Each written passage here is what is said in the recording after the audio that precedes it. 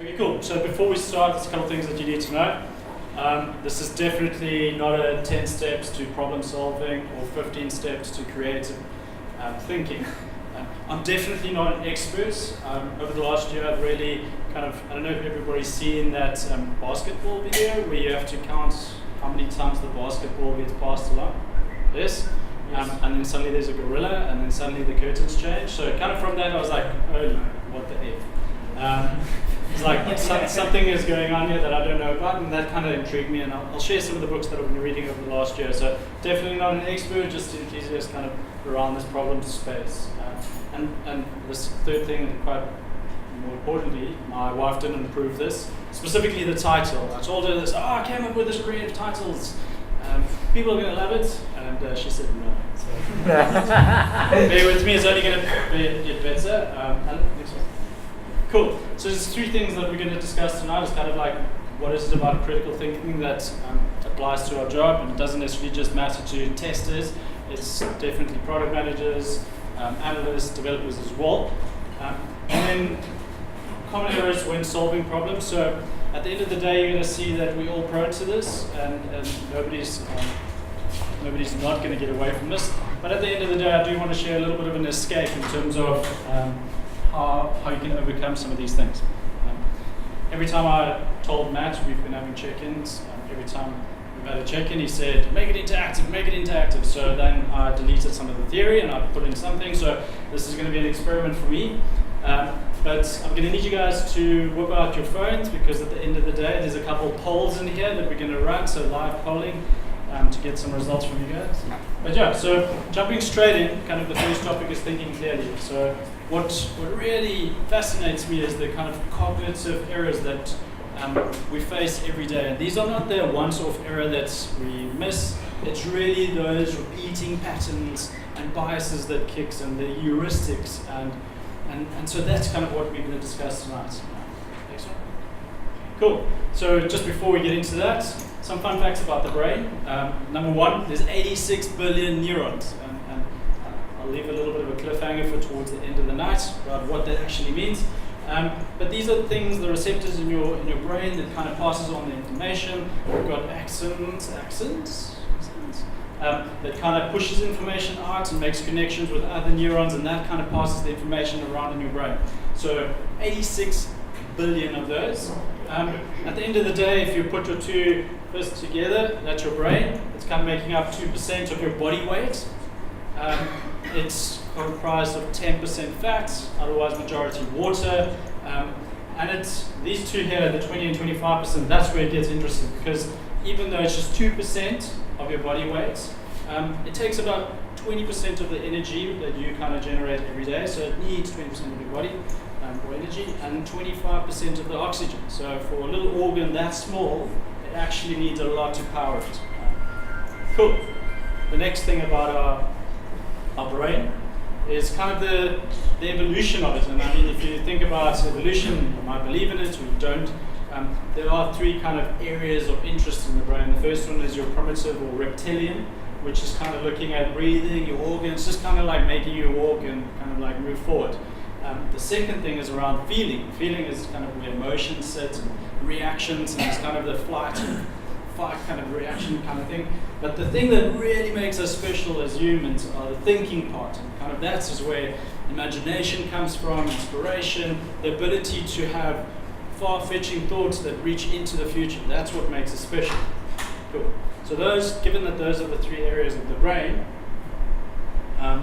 there's a couple things on top of that. So, I mean, if everybody knows, we've got a conscious and a subconscious, or unconscious, and I won't differentiate between subconscious and unconscious, but really where the power of your brain lies is in the subconscious. And the subconscious, if we had to relate that to computers, has a processing speed of 11 million bits per second compared to your conscious mind, which is a quick test around what a conscious and unconscious is. If I had to say what's 1 plus 1, like naturally the inclination is 2. That's your unconscious mind kicking into gear. It's kind of that reactive, we know the answer.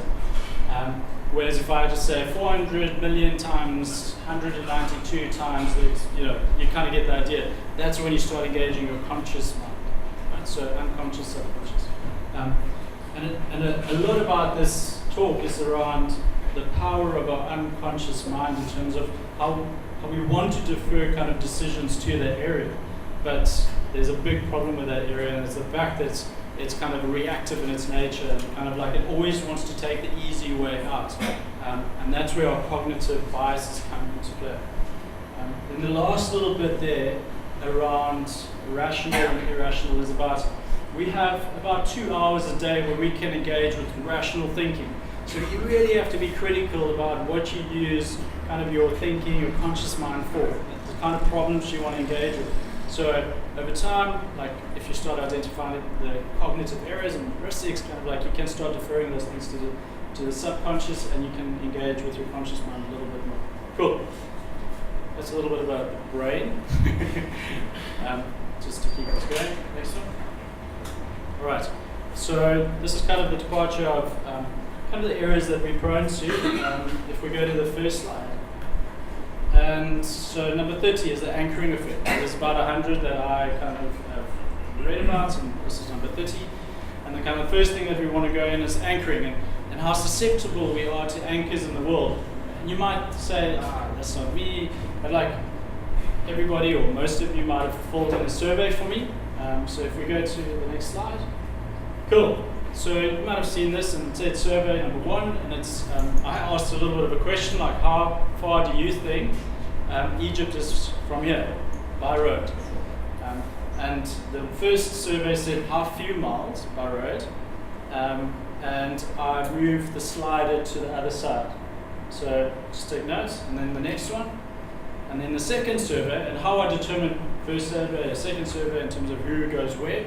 Is the first question was a coin flip. What do you take, heads or tail? And that kind of puts you into a bucket. So 2 subtle things. So this was my experiment to see how us as a testing kind of quality assurance community make decisions. So subtle things, how few miles, how many miles, I put the slider on this side and I put the slider on that side. Cool? Typically we would think the average on both would be the same, but if we look at the results, so the first one was 9,100 kilometers in a straight line, survey 1. And survey 2 came back with 12,470. So just with those slight little bit of anchors in there, I got vastly different results. Right? And that's kind of the anchoring effect. Cool.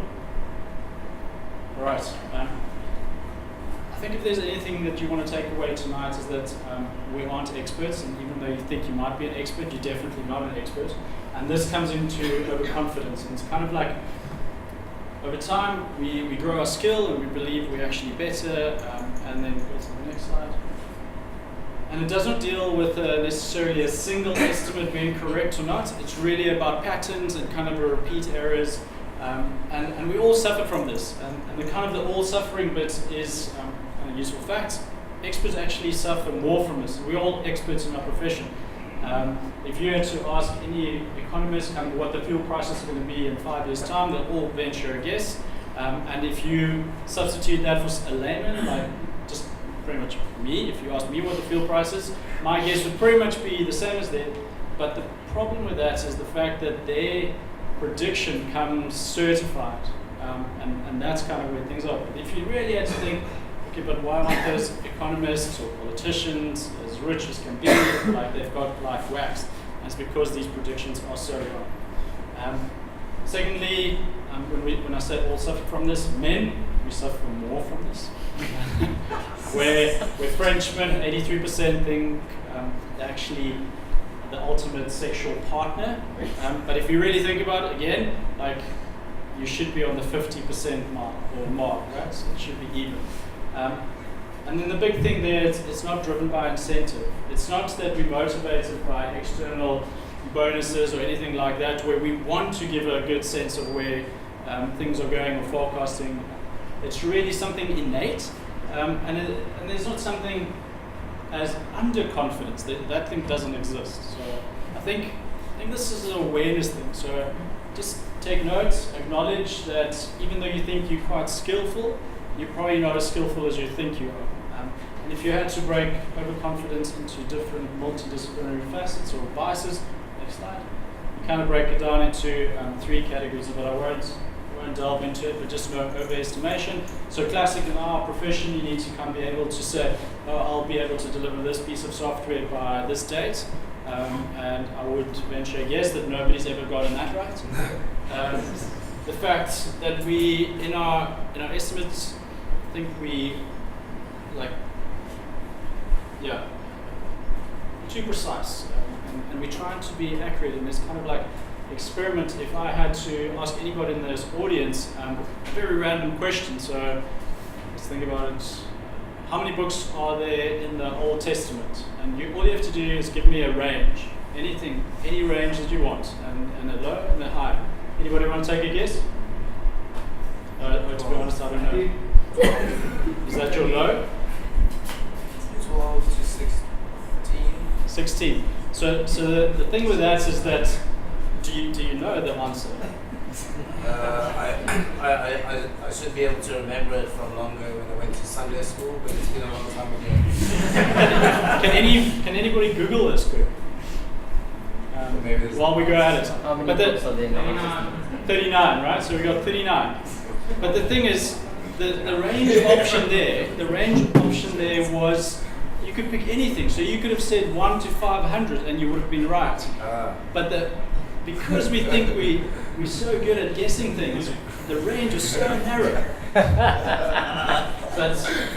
And then the third one is overplacement, your performance compared to other people. And we all suffer from this, especially when it comes to performance ratings and seasons, and when you have to like almost fight the next person in terms of like, but I know what he did, and anyway, you get the idea. Overconfidence. The kind of the takeaway there is, like, if you wanted to overcome this, first of all, whenever somebody gives you an estimate, try to take the worst case. The second thing is when it comes to you, look at your skill set and appreciate what that is, and actually go a little bit narrower, because that's where you are. That's where your skill set is. Cool. All right. Now it's going to get fun, I think. Alan, are you going to tweet? Right? Okay. Alan tweeted a link. And this is more interactive. Let's talk about it. It's kind of like I want to see, as testers and kind of this profession, we should all be right at all times. So, let's see how it goes. So the first one is, cool. So there's a question up, a couple options, but I think for now, just quickly take note of the link. If you guys could all go to that, it's HTTPS. Go to Twitter and then. I go to Twitter if you want. There's the handle. Okay, cool. I'll give it 2 seconds for people to just get there.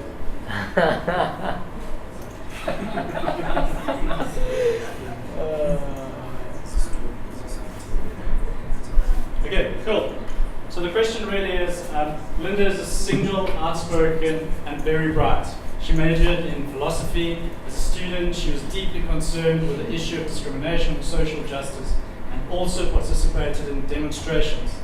Which of the following is more probable? Linda is a bank teller, or Linda is a bank teller and is active in the feminist kind of movement? Cool. Just raise your hand if you managed to submit. Yeah, got a couple, 1, 2, 3. Okay. Well, at least it's changing, but at least 60% of you guys kind of get it, right? Right?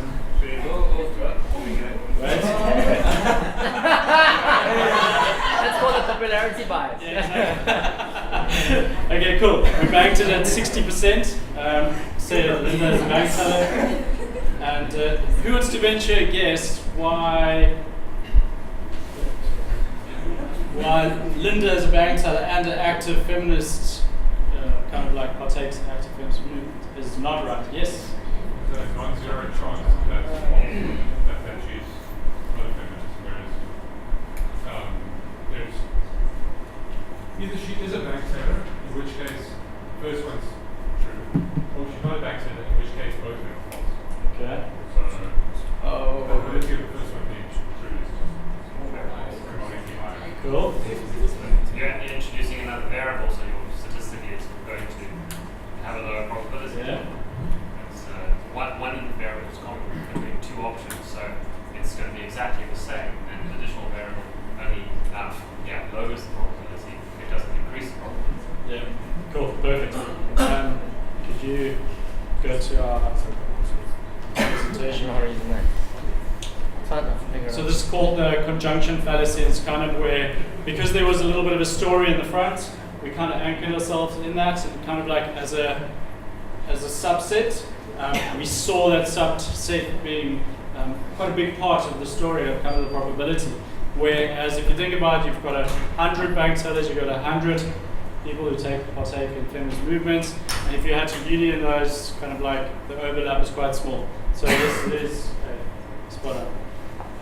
Cool, let's move to the next one. All right, this is just open-ended. Anybody shoot? What's the pattern? What's the takeaway from the series of numbers? Fibonacci sequence. I don't know, maybe. Next. They all 3 digits. Good. All have 4 of them. All have 4? That's the answer I wanted, so you guys know. Alright, cool. So that took us about 10 seconds, 15 seconds. Let's move to the next row. Alright, take a stab.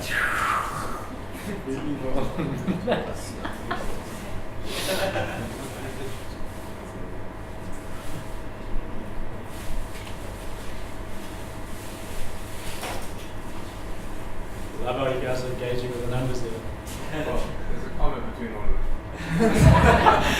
It feels like we're reaching now. There are no 6s. There we go. Cool. Alright, Matt wants to give you a hat. Somebody said 4 down there? Yeah. Cool, so kind of the big difference between the first one is it was quite evident. You could spot the pattern. And the second one, we go to the fallacy. This is the feature positive effect. So it's easy to see the stuff in your face. What's more difficult, where our brain really struggles to get to, is the fact that when something doesn't exist, and by far it took us much longer to get kind of to that point. Right, next one. Right, chart. Take away. There's no dartboard. There's no dartboard. There's no 6s. There's no 6s. Maybe. There's a cluster in the middle. There's a Cluster. yeah. All right. Anybody else?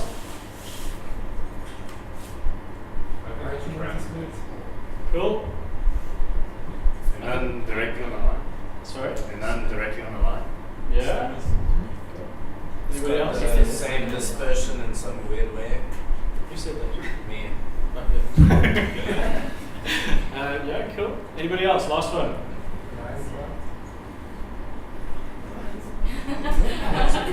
Is it a right about it?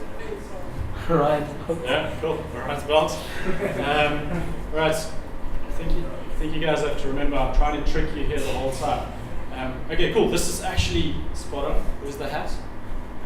This is random. There's nothing behind this. It's just randomly generated. Yes, there's a little bit of a cluster there, but actually it means nothing. But this is, again, as a human who tries to think about and imagine things, like we are prone to the clustering illusion. We look for patterns and things where it actually doesn't exist. So kind of the takeaway from that one is that maybe be a little bit more inquisitive, like, tell me more about the data, like how was it derived, and taking it from there as opposed to jumping to conclusions and trying to cluster things and pattern it together. Next. So the question is, would you take 1,000 rand a day, or would you take 1 cent for the first day, 2 cents for the next day, and it doubles every day for 30 days? Cool? I think this is the one with the poll. Right. Yeah. Okay, quick hand, show me a few votes, just keep it up. Okay, we've got 1, 2, 3, 4, 5. It's coming in. Just go with your guts. This is, I know everybody can use a calculator. Cool. Right. I like it. Feels like we're getting responses. Alan, can you go to? Alan, can you go Great. Chrome again. But the refresh. Go into Alt. Yeah.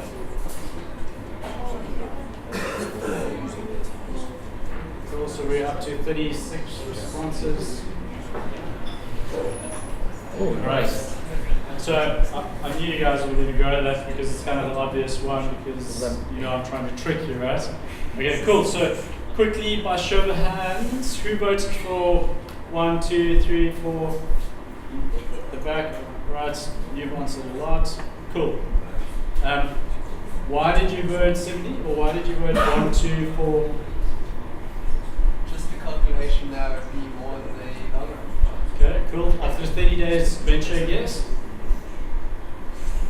I didn't go that far, but I would say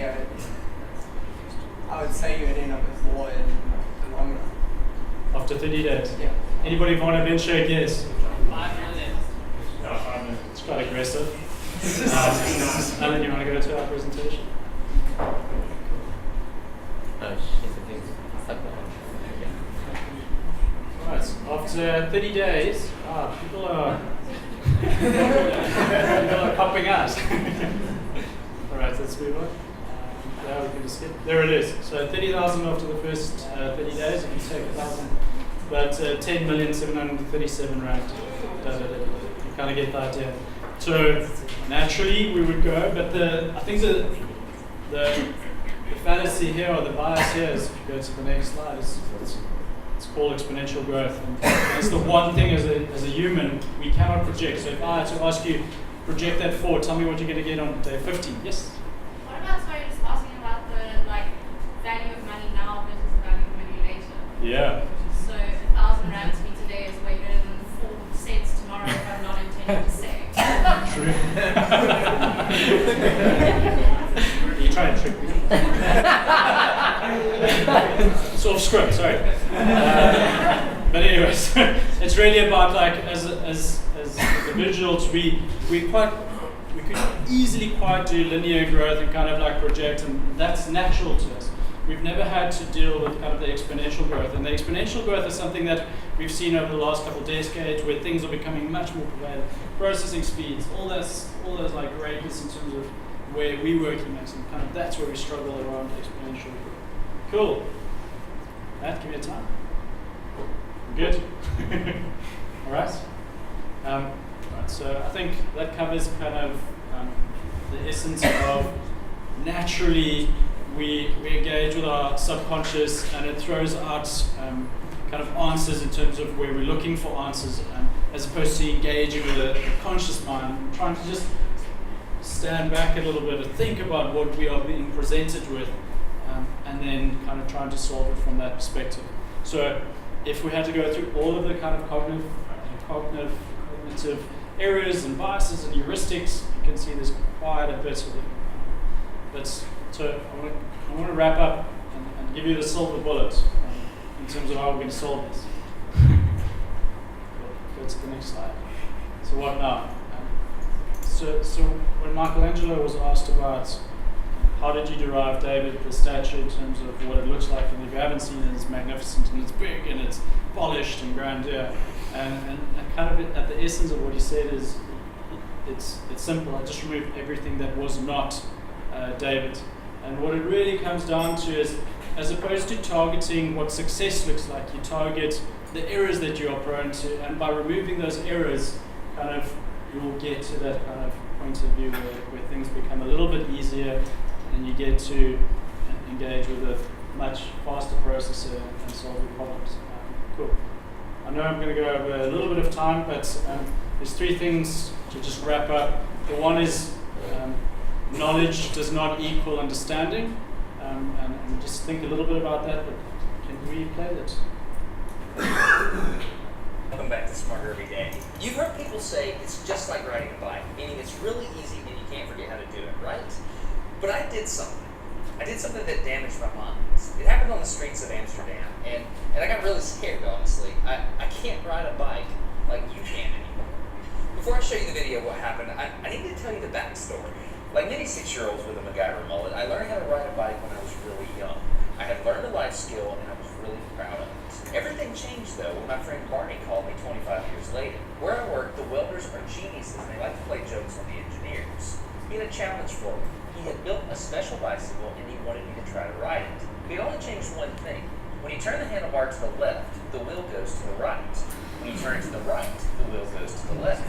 I thought this would be easy, so I hopped on the bike ready to demonstrate how quickly I could conquer this. And here he is, ladies and gentlemen, Mr. Desmond Samuel. First attempt riding the bicycle.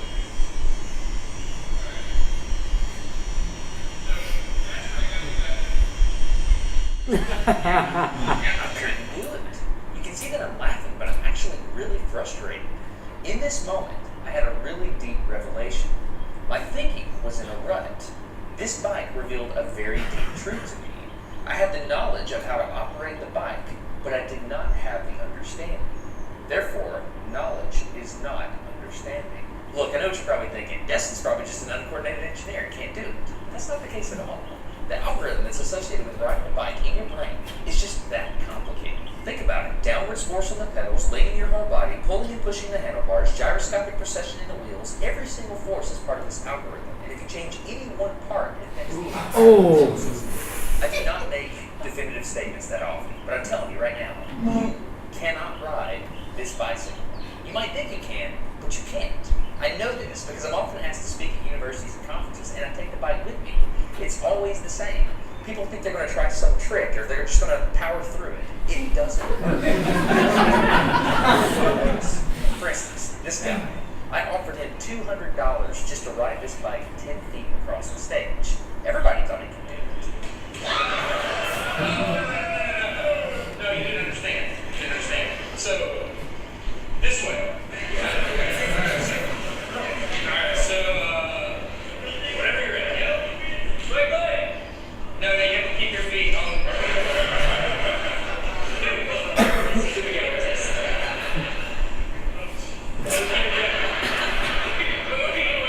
Like, you gotta start rolling at least.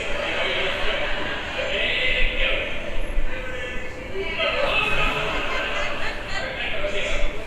Keep your feet on the pedal.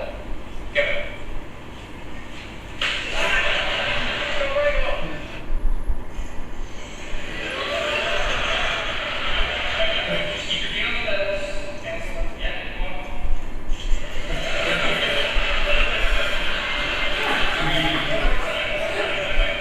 Once you have a rigid way of thinking in your head, sometimes you cannot change that, even if you want to.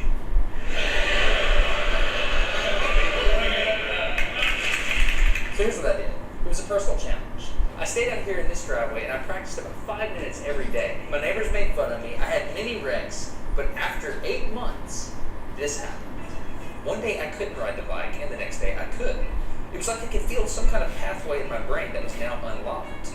It was really weird though. It's like there's this trail in my brain, but if I wasn't paying close enough attention to it, my brain would easily lose that neural path and jump back onto the old road it was more familiar with. Any small distractions at all, like a cell phone ringing in my pocket, would instantly throw my hand back in the old control algorithm and I would wreck. But at least I could ride it. My son is the closest person to me genetically, and he's been riding a normal bike for 3 years. That's over half his life. I wanted to know how long it would take him to learn how to ride a backwards bike, so I told him if he learned how to ride a backwards bike, he could go with me to Australia and meet a real astronaut. Are you going to give up? Go ahead. This is how it starts. Look at this. This is such a big deal.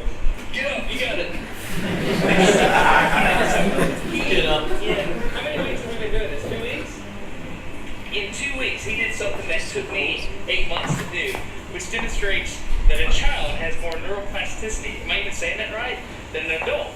It's clear from this experiment that children have a much more plastic brain than adults. That's why the best time to learn a language is when you're a young child. Because I think besides just, that's kind of a physical manifestation of how our brain tries to rewire ourselves.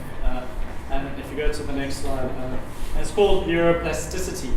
And this is this cliffhanger that I was talking about earlier on about our neurons in our brain and kind of like how we create memories, how we create skill, and kind of like what it means is that if you, I don't need my hands, but if you're trying to learn something, these neurons are far apart from each other. And the more you practice and the more you learn, the closer you bring these.